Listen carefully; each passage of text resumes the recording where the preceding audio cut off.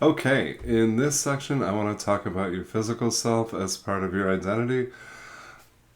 I think uh, too often the emphasis on physicality is on things like relative attractiveness, body types, that type of thing, the cultural value of thinness. I'm much more concerned with how we take care of our bodies, how we use our bodies as self expression. I love seeing people that are very expressive or just have enough courage to make loud statements or expressions with their physicality. So when I operate an outpatient clinic, and so when we have teenagers who come in with like pink hair and purple hair, I think that's awesome. I think it's a great way to explore identity. I think it's a natural part of adolescence, and for too many of us, we missed out on that. We didn't get the opportunities to try different things or to just not conform to the norm and kind of experiment with our own styles or what we like. So I really encourage that. I love when people are expressive through their clothing style, through piercings or tattoos. Cultural values change over those. What it says about us changes over time. I recognize, of course, that this is a place of social privilege for myself. I'm a middle aged white male in our culture. I can be gray and wrinkled, and I can gain weight. And if I play my cards right, then I'll be seen as distinguished or dignified. Those same cultural values, of course, do not exist for women, and the ways in which we judge people based on their appearance are many. Some of the very best professionals that I've worked with over the years, people who typically don't wear makeup or accessorize, I would suddenly see them dressed to the nines, and I would ask, what's up? And they would say, well, I have a job interview today.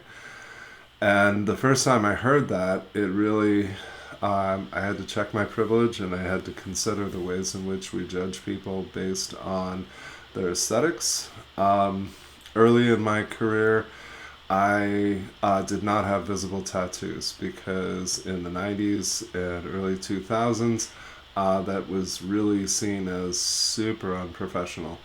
And now I'm covered because I'm self employed and because times have changed. People are not really fazed by tattoos anymore. It's interesting, I think, just to notice whatever's new perhaps is provocative. So in the 80s, when I grew up, if you had visible tattoos, then you were either a veteran or a criminal. That was just about all the sum total of people who had tattoos. In the early 90s, facial piercings, especially eyebrow piercings, became a thing, and they were shocking, and folks just couldn't even. And then we got used to it. So it's one of the odd and interesting things about our cultures is that we adjust to what is new, and progressively the envelope gets pushed as far as what do you need to do to stand out or to be seen as different. The most recent one culturally was probably gauging, and that'll continue to change. We'll continue to have different ways to set ourselves outside the norm. But what I want to focus on is how we care for our bodies and how we use them for self expression. I, the need for self care is an obvious need, but when we are struggling, whether that's with stress or mental illness, it's typically the first thing to go. So I always stress the value of hydration, nutrition, and exercise because they're vital to our well being, to our good health. Everybody knows that, but a very high percentage of us, especially in the healing and helping professions, don't practice it. I sit for a living. I do not like exercise. And in retrospect, I'm amazed at how conflicted I was about that for years, years and years and years. So I managed to lie to myself for a number of years continuously about how I was going to go to the gym next week.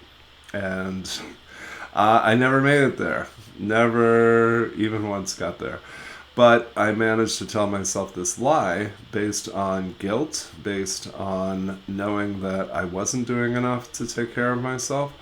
And so I reconciled that. And I'm telling you about that only because I really like the approach that I used. What I found is that whatever I struggle with very often can be boiled down into a simple choice. So the choice that I gave myself was I can do some form of exercise regularly, or I can continue to buy bigger pants. And I hate buying bigger pants. So I still don't enjoy exercise, but I do make it a point to walk every day. And as simple as that is, the benefits of it are tremendous. I get to improve my physical health and maintain my immune system because I eat good food, I drink tons of water, and I walk every day. And I still have plenty of bad habits. I still drink coffee like it's going out of style, but I make sure that I balance the amount of water that I consume to ensure that the diuretics that I'm putting in my system, anything with caffeine in it is a diuretic. It takes water out of the body. So caring for our body becomes part of our identity. It becomes an ongoing investment that reaps rewards, or it becomes something that we use and abuse. And for most of us, that changes over the lifespan. When I was in my 20s, I never felt like I needed sleep. I could work 2 jobs and sleep 3 or 4 hours a night, and it never took a toll. That changes over time.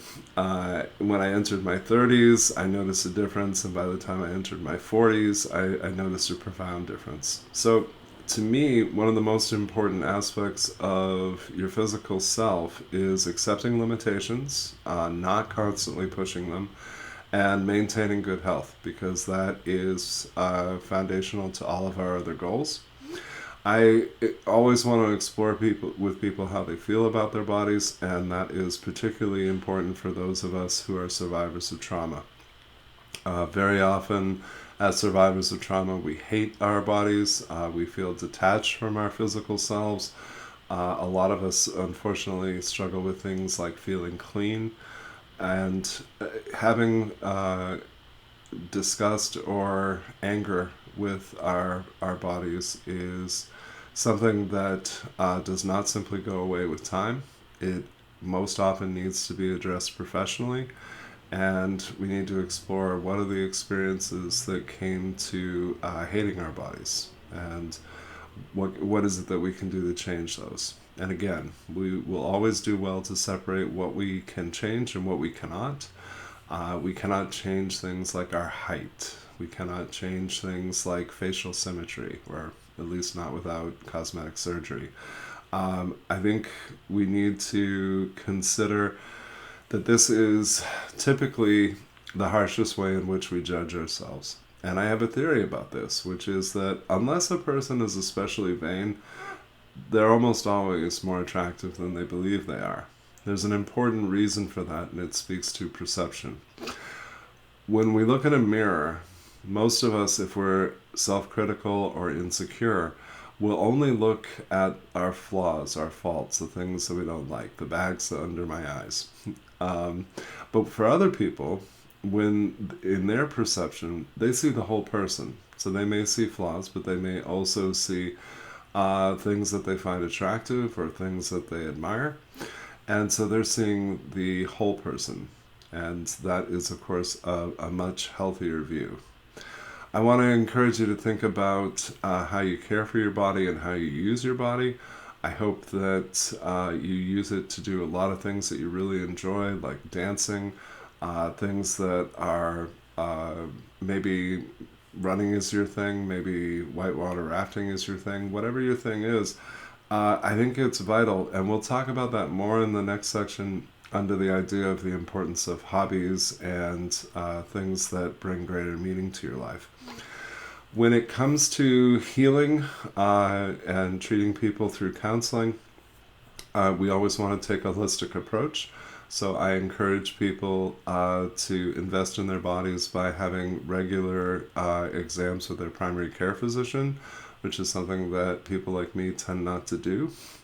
I encourage them to get into things like massage therapy, things like chiropractic care, things like acupuncture, because these are not only beneficial for our physical selves, they tend to reap rewards holistically as well.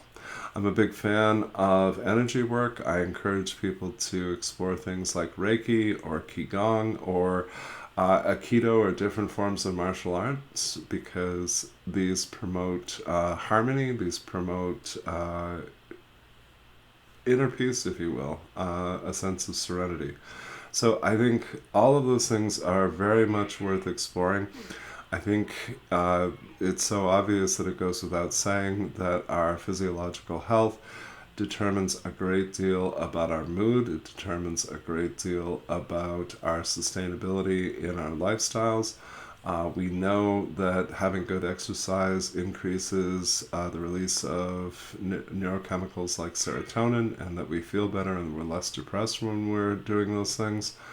Um, my heart goes out to you if you're like me, if you hate exercise, if you find that you don't enjoy eating kale, that's okay. But I encourage you to develop what I think of as a minimal set of standards that you're committed to. So, for example, every day I'm never going to drink less than 64 ounces of water, and that's just a habit. It's something that I've implemented as every day this is what I do. This I do it at certain times of the day. Every day I go out for a walk. Those like small habits are major investments in yourself. I can guarantee you that you'll see a benefit, especially in your immune system, but you will also see a benefit in your mood, and you will see a benefit in the amount of energy that you have. So let's not take this for granted. I know that these are predominantly common sense approaches, but particularly for those of us in the healing and helping professions, they are things that we often fail at, and they lead to and predispose us to things like compassion fatigue and burnout. So, take excellent care of your body. It's the only one you've got. Adorn it as you will. Take pride in it. Please don't be overly harsh in your judgment of it, and consider how are the ways in which you will care for yourself and enjoy your body going forward. Do a little bit of writing about that. Thanks.